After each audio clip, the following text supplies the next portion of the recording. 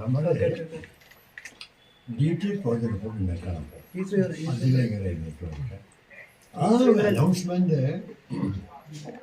Budget വരുന്ന ആരും പ്രതീക്ഷിച്ചില്ല. അത് ഒരു സാധാരണ പതിവുമില്ല. കാരണം വളരെ ചെറിയ വാക്ക് കോസ്റ്റിംഗ് ഏറ്റവും 10 crores അത്രേ ഉള്ളൂ.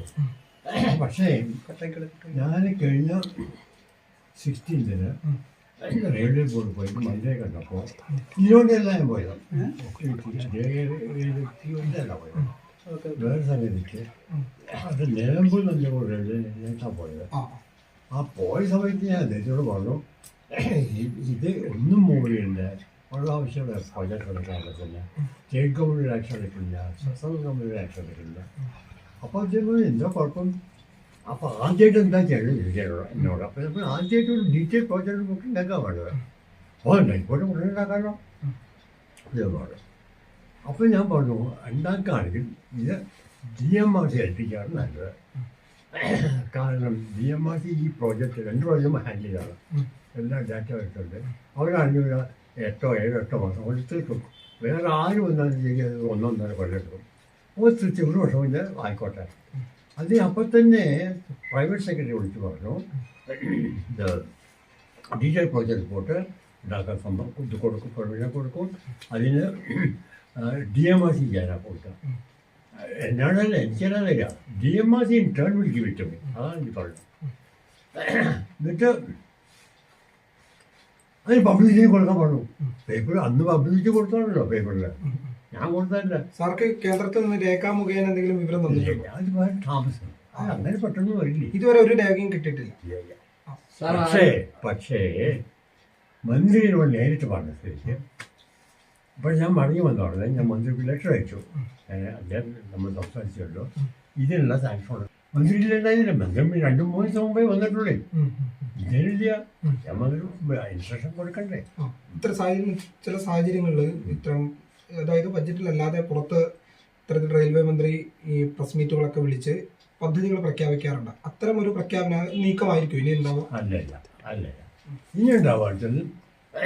ഈ പ്രോജക്റ്റ് റിപ്പോർട്ട് ആക്കാൻ അദ്ദേഹം സമ്മതിച്ചു കഴിയാണ്. അതിനുള്ള റെഗുലർ ഓർഡർ DMRCക്കാ പോവാ. എനിക്കല്ല വരിക, സ്റ്റേറ്റ് ഗവൺമെൻറ്റും എല്ലാം പോവാ. ആ ഒരു റെഗുലർ ഓർഡർ ആയിരിക്കും. I'm expecting it in 3-4 within a week definitely. ആ ഓർഡർ വരും. DMRC ഇൻ ടേൺ എന്നോട് പറയും, ഇങ്ങനെ ബുദ്ധി വന്നിട്ടുണ്ട്, സാറിന് ഞങ്ങൾ സഹായിച്ചാൽ വേണ്ടി എടുക്കാൻ പറഞ്ഞു. ഒരു ലക്ഷം അവരെന്നെ സംസാരിച്ചു വിടും ഓർഡറിലേക്ക്. സാർ നേരിട്ട് റെയിൽവേ മന്ത്രിയുമായിട്ട് തന്നെ കൂടിക്കാഴ്ച നടത്തിയതല്ലേ? 16-ാം തീയതി, ഈ മാസം 16 ജനുവരി 16-ാം തീയതി കാലത്ത് 10:30 മണിക്ക് അദ്ദേഹം കണ്ടത്. അപ്പോൾ ഈ ചെറിയ കാര്യങ്ങളൊക്കെ ഉടനെ ഒന്നും റിസൾട്ട് വരില്ല. പിന്നെ അതിനോട്ട് വേസ്റ്റായി. ഞാനെന്നായിരുന്നു ഉദ്ദേശിച്ചോ ജൂൺ ജൂലൈ മഴ വന്നു. പിന്നെ തമിഴ് ചെയ്യാൻ പറ്റില്ല. അതിനു മുമ്പ് പ്രധാനപ്പെട്ട സർവേ കഴിക്കാം. ജൂണിന് മുന്നേ പ്രധാനപ്പെട്ട സർവേകളൊക്കെ കഴിക്കാം ഓൺ ദ ഫീൽഡ്. അതിൽ പിന്നെ മഴകാലം ചെയ്യാൻ പറ്റി. ഓഫീസൊക്കെ നാളെ തന്നെ നേരത്തെ പറഞ്ഞ പോലെ തുറന്ന് പ്രവർത്തിക്കാൻ ആരംഭിക്കും. സാർ, ഈ പിന്നെ ഓരോ ജില്ലകളിലും ജനങ്ങളുമായി സംവദിക്കുന്ന കാര്യത്തെ പറ്റി തീരുമാനമായിരുന്നു. അത് ഞാൻ പ്ലാൻ ഉണ്ടാക്കിയില്ല. അതുണ്ടാവും തീർച്ചയായിട്ടും. സാർ, ഇതിന് ശേഷം, അതായത് 16-ാം തീയതിക്ക് ശേഷം പിന്നീട് കേന്ദ്ര മന്ത്രാലയമായിട്ടോ അല്ലെങ്കിൽ മന്ത്രിയുമായിട്ടോ സംസാരിക്കുകയോ ഇതിന്റെ ഈ ഫോളോ അപ്പിനെ കുറിച്ച് സംസാരിക്കുകയോ ചെയ്തിട്ടുണ്ടോ? ഞാൻ കഴിഞ്ഞ 5-6 ദിവസം മുമ്പേ മന്ത്രിയെ വിളിച്ചു. മന്ത്രിയുടെ OSD അദ്ദേഹം വിളിച്ചു. എന്തായി സംസാരിക്കുമ്പോൾ നിങ്ങളുടെ പ്രസിഡന്റ്. അപ്പം അദ്ദേഹം പറഞ്ഞു, ഞാൻ നോക്കിയില്ല. കാരണം ആ മന്ത്രി എന്നും പോയതാണ് പുറത്തേക്ക്. ഞാൻ സംസാരിച്ചത് അദ്ദേഹം മടങ്ങി വന്നിട്ടുള്ളൂ. മടങ്ങി വന്നിട്ട് ഞാൻ കാണിച്ചു കൊടുത്താൽ ഞാൻ ലെറ്റർ ചെയ്തു. ആ ലെറ്റർ കാണിച്ചു കൊടുക്കാം. എന്നിട്ട് നമ്മൾ ഉടനെ വേഗം എക്സ്ട്രാ സാധനം. സാർ, ഈ RRT ഇല്ലേ, തത്വത്തിൽ RRTക്ക് അംഗീകാരം നൽകിയതിന് ശേഷം സാറ് ഈ കേന്ദ്ര സംസ്ഥാന മന്ത്രിസഭ തത്വത്തിൽ അംഗീകാരം നൽകിയത് മന്ത്രിസഭ കൊടുത്തു. അതിലൊരു കൺഫ്യൂഷൻ ഉള്ളത് കൊണ്ട് ചോദിക്കുകയാണ്. അതിനുശേഷം സാറ് കേന്ദ്ര സർക്കാരുമായി ബന്ധപ്പെട്ടിരുന്നു? അതിനായിട്ടൊരു ബന്ധമില്ലേ. രണ്ടും ഒരുപോലെ വരാനുള്ള സാധ്യത ഏതെങ്കിലും ഒന്നേ ഉണ്ടാവുള്ളൂ. അല്ല, RRT എന്തും ഏതായാലും വരില്ല.